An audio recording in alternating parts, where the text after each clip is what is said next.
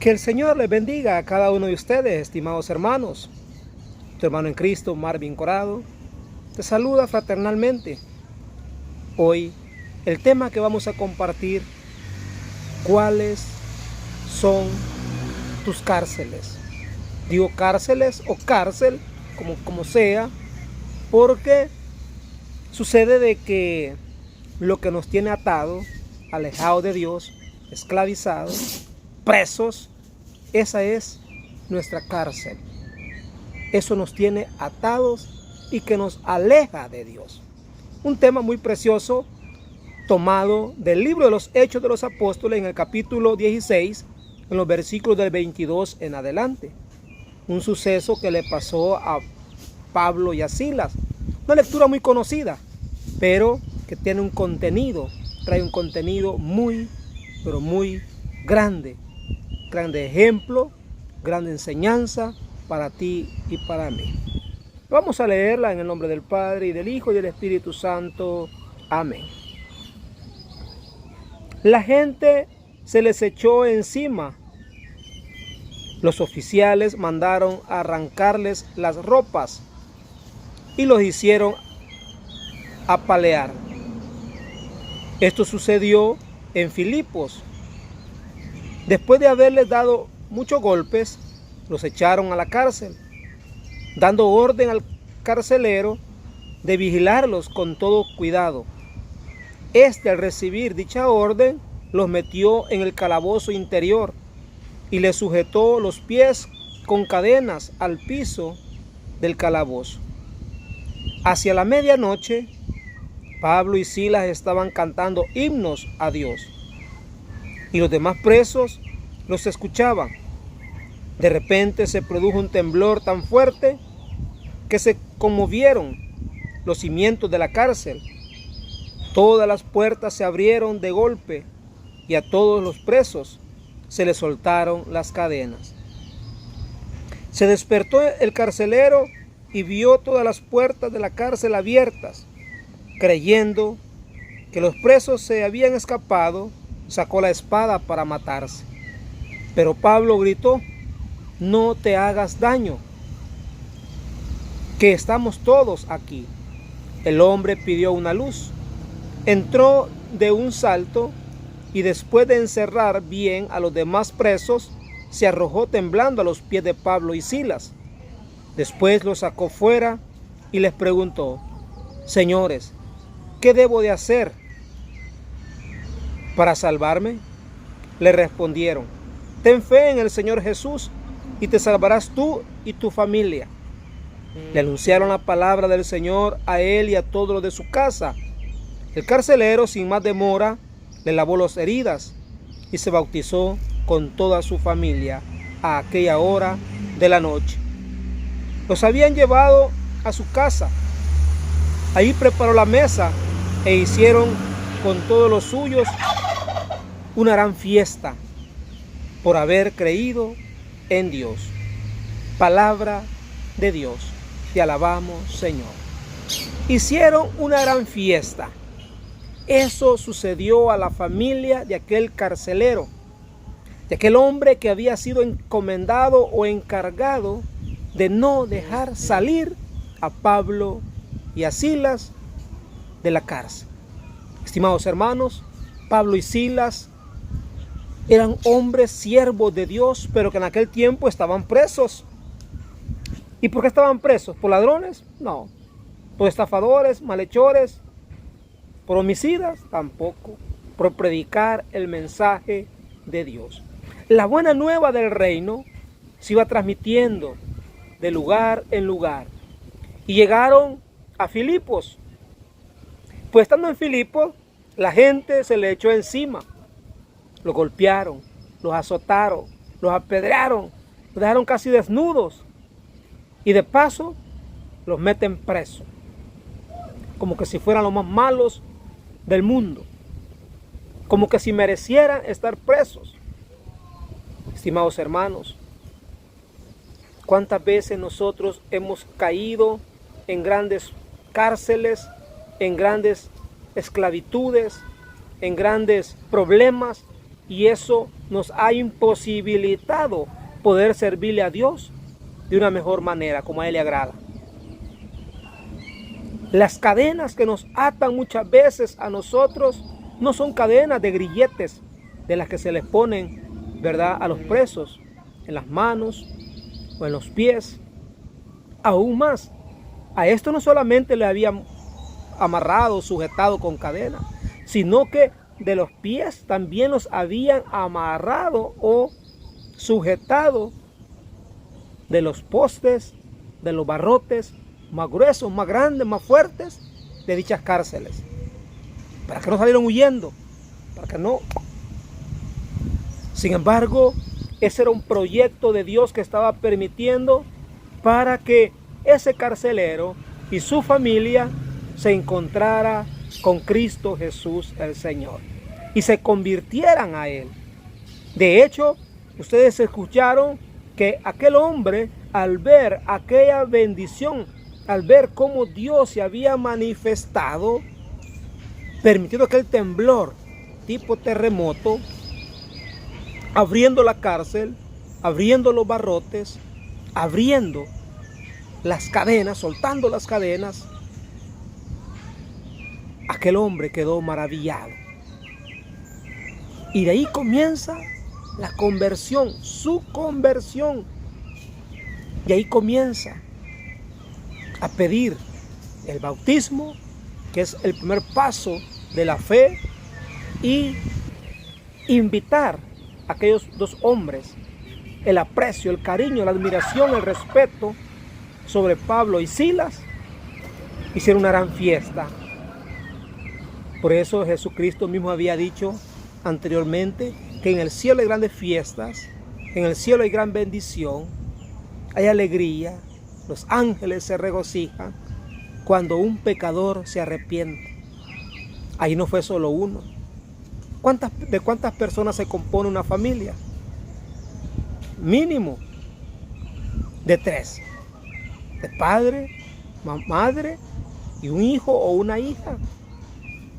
Y sin embargo, allí hubo una fiesta porque no solo se convierten, se arrepienten de sus pecados, sino que piden una luz. ¿Qué significa pedir luz? Espiritualmente hablando, significa: denme un buen consejo. ¿Qué debo de hacer para salvarme? Y la mejor luz que recibió en aquella noche, porque fue de noche, a oscuras, de madrugada, nos dice la Sagrada Biblia. Mire, ¿qué hacemos nosotros de madrugada o a medianoche? Orar, cantar o estar bien dormido roncando. Darse cuenta por qué muchas veces a nosotros nos cuesta ver milagros. Darse cuenta por qué muchas veces a nosotros nos cuesta contemplar milagros, bendiciones de Dios. Porque no oramos, no somos personas de fe, de oración. ¿Qué hacemos cuando tenemos problemas o estamos con grandes enfermedades, dolencias, pobrezas, pleito tremendo que se haya originado en la iglesia por un hermano, una hermana? Llorar de enojo, llorar y reclamarle a Dios, u orar. Y es por eso que muchos hermanos nos cuesta perseverar, porque no vivimos de la oración, no vivimos de la palabra de Dios, no nos alimentamos de la palabra de Dios que nos fortalece, de la oración que es como un traguito de sustento de agua. El agua da vida, el agua fortalece, el agua, hermano, anima a seguir con nuevas fuerzas adelante. ¿Cuántas personas se han salido de la perseverancia? Poniendo queja, llorando: Dios no me oye, Dios no me escucha, Dios no me ama, Dios sabe qué quiere de mí, quizás se ha olvidado, me ha maldecido. La verdad que oro y no me sale nada. Pero hacemos más oraciones de quejas, oraciones más de resentimiento contra el mismo Dios, y no de alabanza, y no de agradecimiento. Estos hombres estaban orando con la alabanza en sí, a tal grado que los mismos presos que estaban escuchando se les abrieron también las cadenas, se les soltaron las cadenas, se les soltaron los barrotes de la cárcel. No porque tuvieran fe ellos, no porque tal vez estuvieran cantando ellos, sino al escuchar. Hermano, ¿cuántas veces hemos dicho que por el oír entra la fe, viene la fe? Y estos hombres oyeron, escucharon cantar himnos, alabanzas, adoración, exaltación al Dios Todopoderoso. No estaban llorando como dice una alabanza que cantamos en la iglesia, ¿verdad? Pablo y Silas estaban en la cárcel, pero ellos no estaban llorando, estaban alabando a Dios. Por eso, ¿cómo nos vamos a comparar a Pablo y a Silas? ¿Cómo queremos ser otros super discípulos, super apóstoles, si nosotros no aguantamos ni el primer problemita, ni primera dificultad, ni primera pruebita chiquitita que Dios permite para madurar en fe, para macizar en fe, para crecer en la fe? Hermanos, alimentémonos del capítulo 16, versículo 22 al versículo número 34 de los Hechos de los Apóstoles. Y vamos a encontrar cómo podemos fortalecernos cuando estamos débiles. Fortalecernos cuando no sentimos fuerzas de seguir adelante. Porque me han dado la espalda mis hermanos.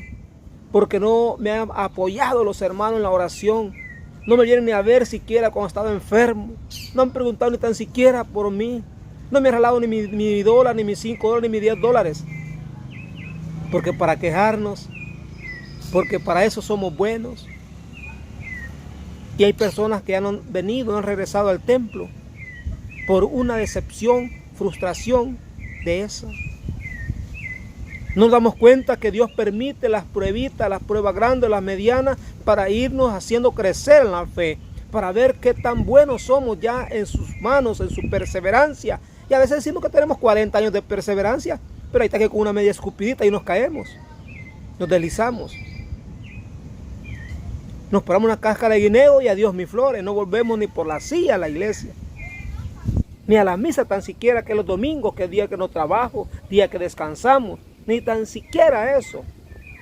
Hermanos, como dicen muchos hermanos, ¿verdad? Y aún no hemos llegado donde asustan, es decir, donde sí duele ser perseverante, predicador, catequista, coordinador, donde botamos lágrimas, donde el corazón mismo, como humanos que somos, de emociones y sentimientos, hermanos, sentimos que nos desgarran el corazón, nos desgarran el alma al ver los desprecios en la misma familia, en los mismos hijos o en la misma comunidad cristiana. Pero se nos olvida que estamos siendo probados. Predicamos muchas veces de las pruebas, pero cuando somos probados se nos olvida a nosotros que estamos siendo probados, y por eso son las pruebas, las dificultades, los problemas, los llantos, las lágrimas, el dolor, la enfermedad, etc.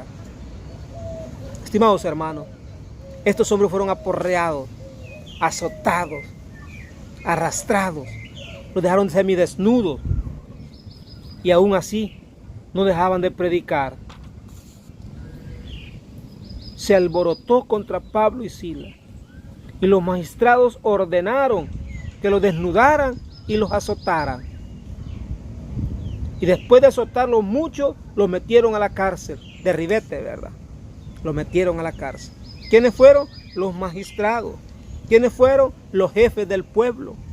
Eso va a pasar también a nosotros.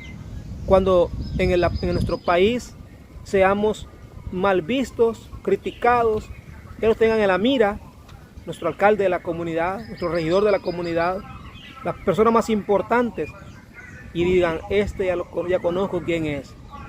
Este está hablando en contra de lo que nosotros decimos o hacemos. Se nos olvida a la gente que el predicador tiene que hablar de la moral cristiana, de los mandamientos del Señor, de la palabra de Cristo mismo.